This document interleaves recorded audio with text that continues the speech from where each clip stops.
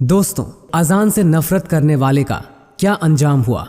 एक ऑफिसर ने अजान देने वाले को थप्पड़ मारा तो उसके साथ क्या हुआ।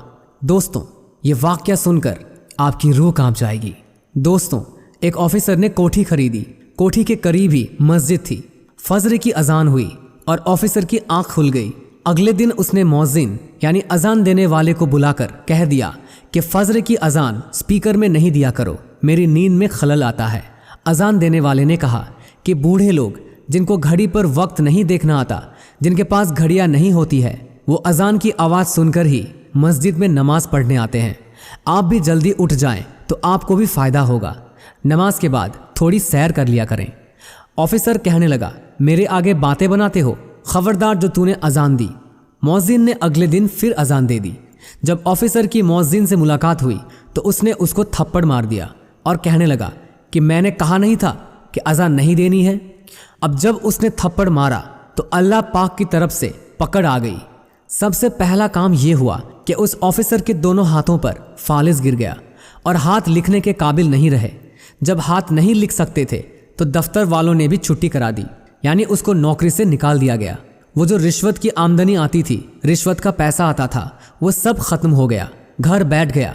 अब जब घर बैठ गया तो हर वक्त बीवी को जली कटी सुनाता रहता था। बीवी उसकी खिदमत करती, उसे खाना खिलाती, कपड़े बदलवाती, हर काम करती, लेकिन उधर से गालियां ही सुनने को मिलती थी। फिर कुछ अरसे के बाद बीवी तंग आ गई। बीवी ने कहा, अच्छा मैं तो अपने मायके जा रही हूँ।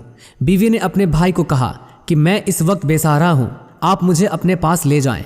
उसका भाई इसे लेने आ गया। उसने बच्चों को लिया और चली गई।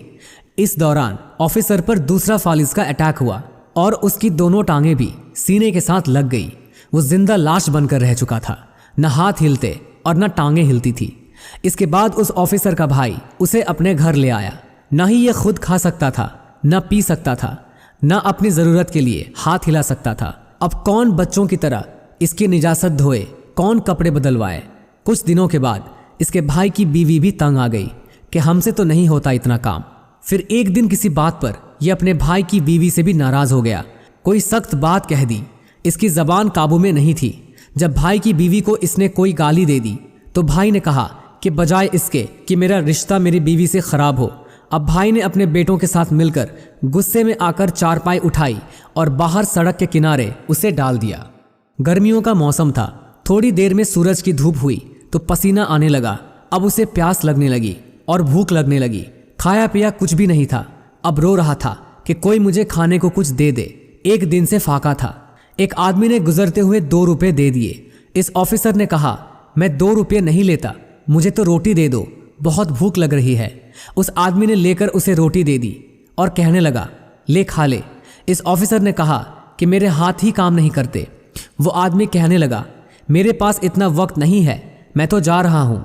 ऑफिसर भी रोने लगा, मिन्नत समाजत करने लगा कि मुझे रोटी खिला दे। आदमी ने कहा, मेरे पास वक्त नहीं है, मैं जा रहा हूँ। ऑफिसर कहने लगा कि ये रोटी मुझे पकड़ा दो। पाँव उसके सीने से लगे हुए थे। अपने पाँव के अंगूठे और उंगली के दरमियान उसने रोटी पकड़ी और अपने मुंह से उसे नोच नोच कर खा रहा था, जैसे कुत्ता रोटी खाता है, पाँव से पकड़कर मुंह से नोचता है।